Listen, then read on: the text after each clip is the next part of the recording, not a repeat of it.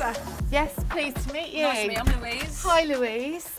Is this your little car? This is the little car. So have you started the car and moved it in at all? Or? As far as I'm aware, it would start. I think there's a problem with the fuel pump from what the AA told me. So because it's automatic, I just left it sat there until somebody with some expertise could come, because I don't want to do it any damage. You can tell that it's been stood for a while. Got a It flat has, tyre. and it will have a flat battery and everything else. So Oh, it's got full leathers. it has. I mean, it's a high-spec car. My car was my 30th birthday present to myself. Then I had a baby, so it made life a little bit more difficult. So we gifted the car to my mum and dad to give them pleasure and a lovely car to go out and about in. Oh, well, the inside definitely looks better than the outside. It's nice and tidy in here, isn't it? So it's automatic. Also, it's all electric. It is, as far as I'm aware. Interior-wise, it doesn't look too bad. And then my mum retired from work and my dad did the majority of the driving, because they're a very entwined couple who do everything together. So she drove less and less till eventually the car went into storage for 10 years and was kept in their garage. Wow, you've got a tax disc. Well, then that shows how long it's been since it was properly driven, because it was bought here on a truck. So 2012, 12 years ago. We'll keep that. Yeah, we've got a flat tyre. Looks like the indicator's broken as well. So we've got a bit of rust on the arch, haven't we? So we've got a little scuff on the corner. Yeah, I think we'll blame my dad for that, Louise, because it definitely wasn't me. And he can't defend himself. No. Unfortunately, my dad now has Alzheimer's. So he gave up driving. So neither parent at the moment are driving. Are these mirrors electric folding? Yes, it's a very modern car for its day.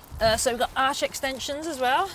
This is a private plate. So how old is the car? What year is it? 1999. 99, wow. So you've got the SLK model in the private number plate? Yes. It's a nice little personal touch, isn't it? It is. I've had a lot of attention about that over the years. To be fair, I bet the plate's worth a few bob. Well, let's hope so. So what I'm hoping to achieve is the fact that we can get my mum back driving, and in order to do that, she needs to be in a car that she's comfortable driving. Right, could we open the boot, do you think? Absolutely, yes. Oh. Oh. Do you want to give it a go? Yes. It might be a security measure. There we go. Oh, no. There we go. I've got the magic You touch. need a knack, obviously. Yeah. Oh, I mean, wow. this obviously, when you want to put the roof up, you pull this out. Yeah. It's very clever design. So you've still got your boot space, and then this pops up, the roof folds in, and then the boot goes down again. Okay, so can I just ask why you're holding it? I don't know.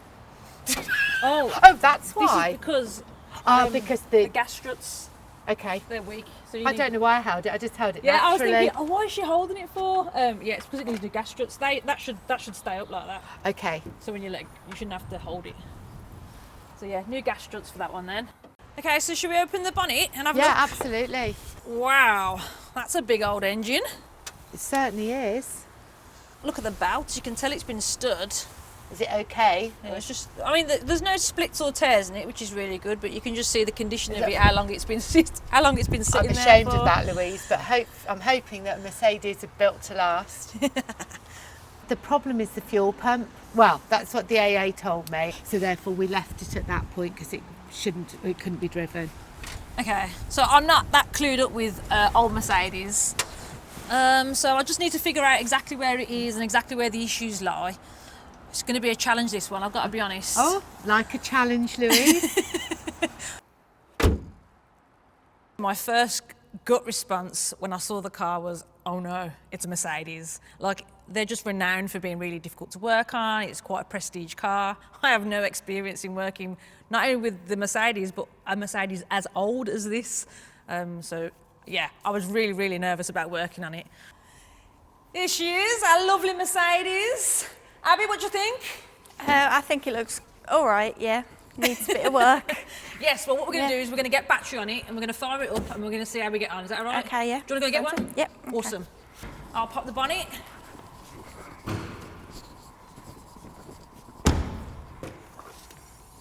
Whee! Got the battery, Abby? Yeah. Wicked. you do me a favour? Will you take the keys out of the ignition, please? Right, top tip.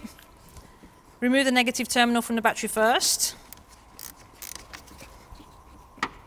And tuck it out the way so that when you're working, it doesn't like flick back on and power it all up.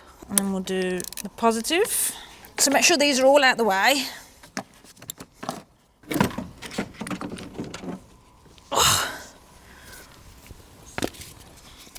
So we've gone to the motor factors and given the registration number, and they've supplied us with this battery. When you refit in the battery, you've got a positive written on the battery, so you know that that's the positive terminal, and then you've got a little minus sign, which is the negative side. Black cap on the negative, red on the positive. And then on the car, the negative lead will go to the body of the car, and the positive lead will go to the fuse board somewhere. So when you put them in, make sure the leads are up out of the way. Remember to pull these caps off. So positive terminal first. Make sure it's on nice and secure. It's tight in here, isn't it? Also, when you disconnect the battery off the car, some cars require a radio code so that if someone steals the radio out the car, they can't reuse it. So you have to put a code in, usually in the manual, and you have to enter that into the radio in order to get the radio to work. Right, so then the negative terminal is the one that's to be connected last. And then if you look, the battery's moving. That's an MOT failure as battery insecure. There is a bar there, and there should be one this side, and a clamp should go across the top, and that would secure the battery in place. But that's obviously missing. So Abby, add that to the list. With a new Mercedes, I could probably just plug my diagnostic machine in and it would probably pinpoint where to look. So it'd send me in the right direction of where to look and where to diagnose it and where to fix it. Whereas with this one, I've literally got to start from the basics. Right, Ab, give me the keys. Do you want to check the levels for me, please? Thank you. Oil level looks good, it looks clean.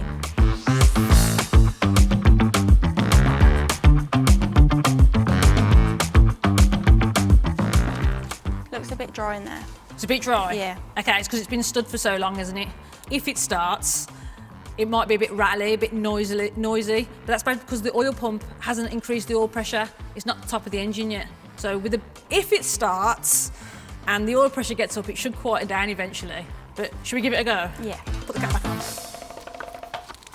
All right, so if you noticed, I took the keys out when we were refitting the battery, just so that when I connected the terminals back on, it didn't lock the keys in the car.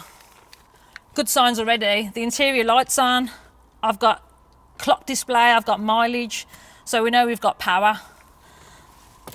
So we'll whack the key in. Now when I put the ignition on, I should hear the fuel pump prime or possibly a relay click. So Abby, Yeah. can you listen out for any relays under the bonnet? Okay. And I'll listen for the fuel pump.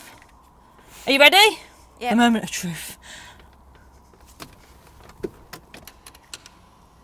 Ooh, did you hear something then? Yeah. I heard that.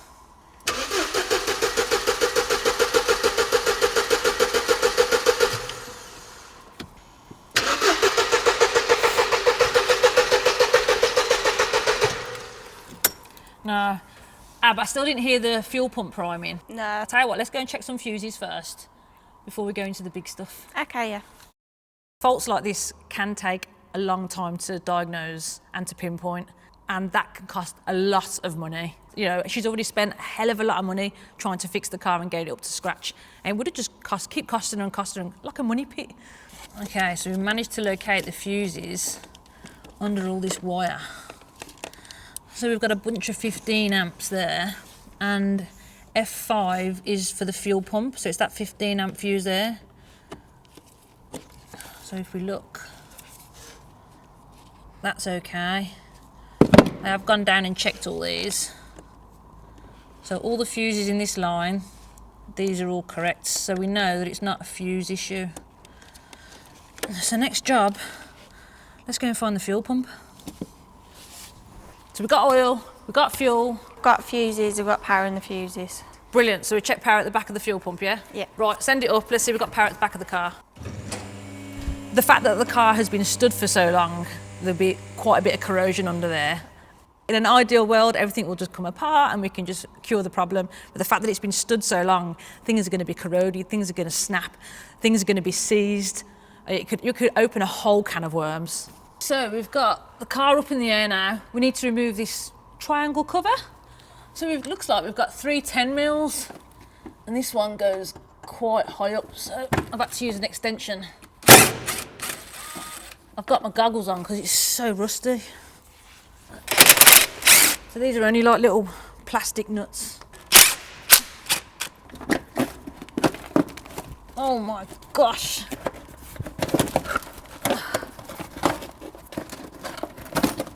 Voila!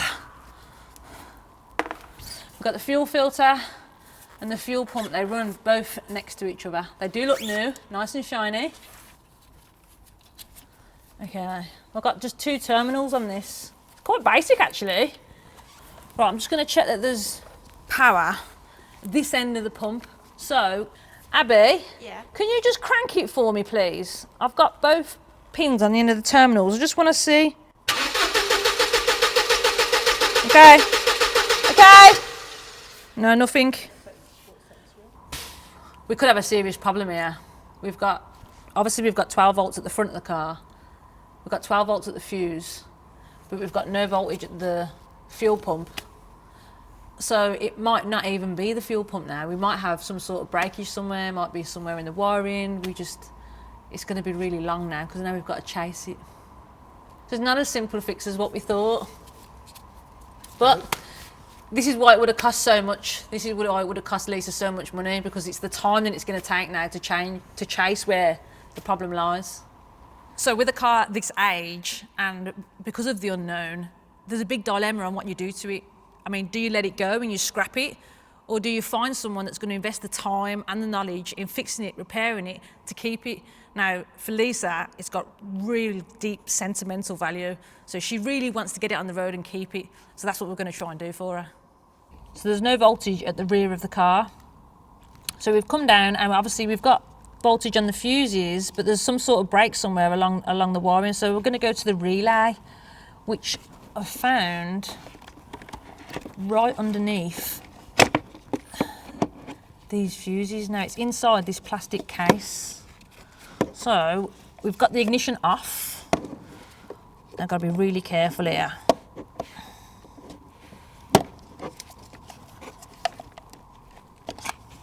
Ooh. So we've got some really old school relays here. So I've got myself an insulated screwdriver. So I think this one is the horn. Ooh, absolutely. If I make this relay work like manually with this screwdriver, can you see if you can hear it? Yeah, okay. Are you ready? Yeah. Yeah, I can hear it. Ooh. Right, I'm going to crank it. So just tell me, put your foot on the brake, put the ignition on and tell me when you're ready. Okay. Yeah. Crank it.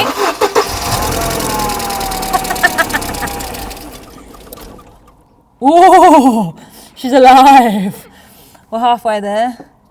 Right, when you crank it this time, give it a bit of throttle.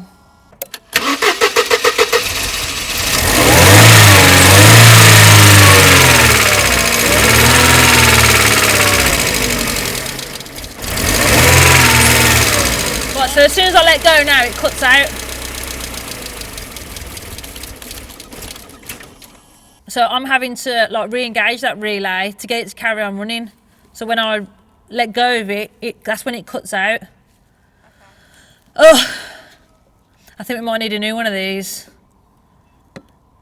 So what I'm thinking is that for my dad, now that he's got Alzheimer's, it's very good to revisit memories of the past and to reawaken those memories, from what I understand. So to go back and relive the previous years could be very, very good for keeping his mind alert and working. And also it gives him the comfort factor that he hasn't lost all of his abilities. So yes, he might not remember what he did yesterday, but if we take him back to the stately homes or the local areas that he used to go to, he will then remember those times. And if we can get my mum to go further afield, back to our holidays in Devon and things like that, I think that would do him the world of good. I think it will do them both the world of good. So we've sent that fuse board away. Just thought while that's gone away, we could just do a little basic service on it because it's been stood. So we'll do the oil and filters and stuff. So at least it's pinpointed where the problem lies, isn't it? It's not the fuel pump. Well, we're hoping still, aren't we? See, Lisa's mum and dad, they were out in the car because they used to go on like nice little journeys together and eat ice cream and, you know, make really nice memories, you know, like me and you do with our dads. And the car just broke down, and when they called for recovery, they said that it was the fuel pump. But they didn't understand because they'd had the fuel pump in place and they'd paid all that money out. So with a bit of luck, we've just found out that that's the cause. Right, so we'll take the under tray off and we'll drain the oil, yeah? Yep. Oh my gosh! I think we've got more than a little leak on that screen wash bottle. Okay, so we've got another problem. Oh, okay. We'll hit that one in a minute. One thing at a time.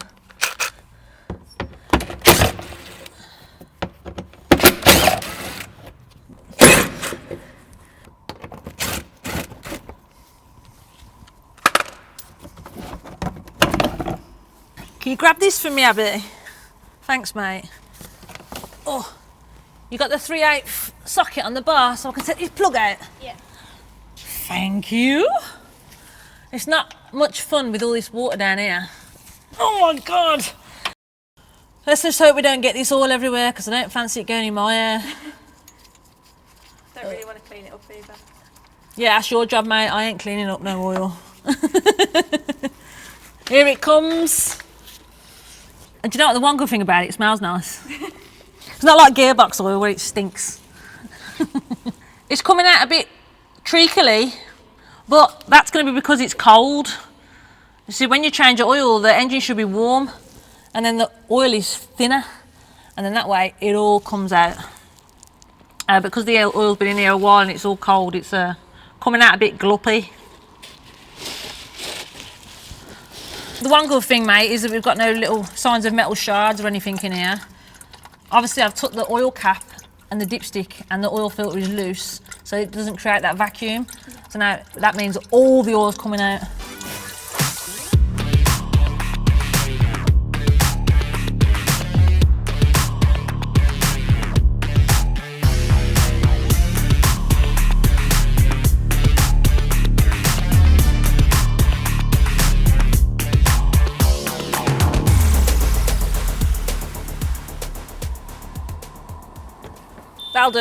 That'll do, tart. Right, so now we can tighten the oil filter up. Is this the right oil? It is, yes, 540. It takes about 5 litres, this does. Yeah. You know, if you go onto the Euro Car Parts website, you type your number plate in and it tells you the correct spec oil for your car, which is super important because you don't want to put the wrong oil in. It could cause all sorts of issues. It might not start, it could clog things up, it could start smoking. Yeah, you need to get the right oil. It's super important on this car as well because this is timing chain driven, so it doesn't have a cam belt or anything like that. You've got to make sure the oil's nice and clean to keep it lubricated, and it'll last longer so they can enjoy more memories. Okay, wicked, so we've done that, that's all sorted. We can't run it up and check it for leaks because we ain't got a fuse board, have we? So what we'll do is we'll replace these belts on the front. Just looks a little bit tidier and they look a bit old. Yeah. Go on then. Okay. Right, so I've just drawn where all the pulleys are, so all the little wheels that the belt goes round. And I'm just drawing the route that the belt goes so that when I take the belts off, I know how to put it back on again. So I know exactly where the belt will sit. So yeah, top tip, draw yourself a little diagram or just take a picture of it with your phone. So because of the age of the vehicle and because it's been stood, the rubber belts have all deteriorated. So I thought we'd change these so that when they do get to go out, we know they're not going to snap or break down again. Right, so these two belts that I'm removing are called auxiliary belts. They basically control all the auxiliaries, so your air conditioning compressor, your water pump, your alternator, your power steering, everything is connected to it. So if any of these snap, you'll lose all control of the car. And there we go, 2 new belts.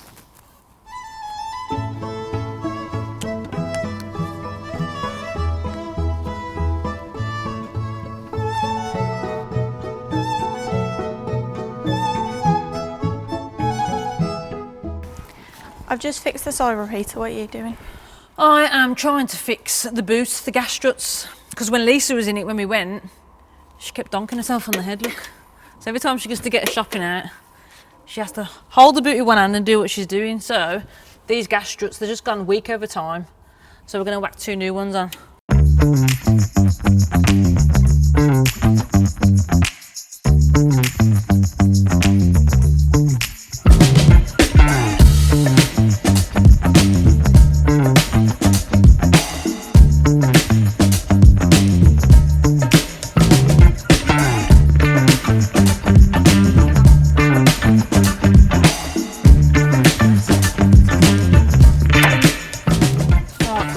Let go. Oh, yes. Okay, see if it works. Will it go down? Will it go up? Oh. That'll save her literally a headache.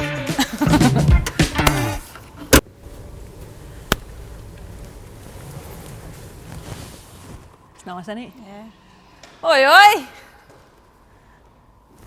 Hello, Lou. How are we? Hey, Lou. How You are alright? ya? Alright. Give us a hug. Yeah, no, maybe not. You got Hey, one. are you okay? Are you dirty as well? So what's going on today then, Lou? What projects have we got? So we've got our little Mercedes, which got brought in on a recovery truck because it didn't start. We've sent the relay off for repair. We've done a service on it. We put new boot struts on it, new side repeaters, about to put belts and stuff on it. So yeah, this is hopefully, apart from a clean, this will be pretty much it. Got to ask the question, does the roof work? Do you know, I haven't even tried it. Oh! We've only just put a battery on it. But yeah, actually. Of course it does. I hope so. So the BMW i8, that's yours? Lou, I wish it was our personal car. It's actually for sale. It's a car we're retailing at the moment. So it's a BMW i8 Roadster. So that means the roof comes down. 2018, mileage only 8,000 on the clock. How much would it be? It's up for, at the moment, 56,500, so not cheap. If you sold this, do you think you'd be able to put it towards one of our project cars maybe? Oh, absolutely, Lou. We know what it owes us, don't we, Jode? We'd be more than happy to help and put it towards your project. We like to do a deal, Lou, so it's something we can sort. Wicked, I think we've got one, and let's do that. Yes. Let's do that. There we go.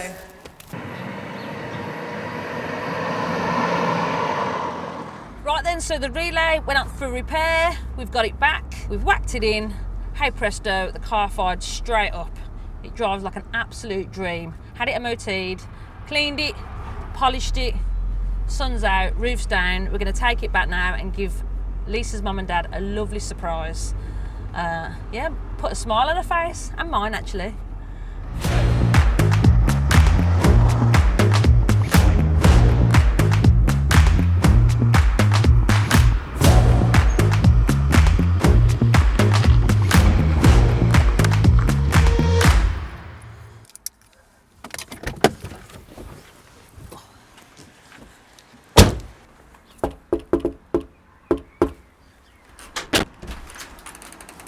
Hello. How are you? Good, thank you. How are you? Very well, you look very nice. Nice to see you too. Wow. Wow, wow, wow. Well, she looks brilliant. When we first got the car off you, obviously she wasn't starting, was she? No. And you had the fuel pump replaced? Yeah, and we thought then there was another problem with the fuel pump itself. No? No. So it turned out to be a relay under the bonnet, which is like a little electronic device. Wow. A bit of investigation, and we got to the bottom of it. Had the relay repaired, whacked it in. She fired straight up. Roadworthy now? Oh yeah, we had it. I serviced it all for you. It's been MOT'd. She drives lovely. I can't get over it. It looks just like when I picked her up from the showroom. Looks brand new. What do you think your parents will think? Well, we can find out if you want. Are they here? Yes. Yes. Let's show 'em. Should I'm we see what excited. they think? Yeah, absolutely. Come on then. What do you reckon? This is the one you had, Dad. Come on, come and have a look. Do you remember me having that when I was 30? Yeah. Oh my goodness me. Look at the job they've done of that, Dad. It's like a new car, isn't it? It was yours and Mum's. Right. I can't believe it. Fantastic. Oh, it's absolutely fantastic, isn't it? Thank you, Louise. I can't thank you enough. This will give them a whole new sense of adventure and life again. And you used to go for ice creams on a Sunday everywhere. That's right.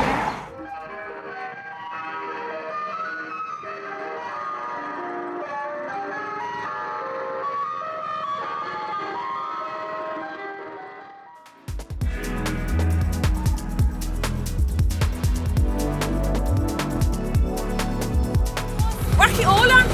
Fully loaded.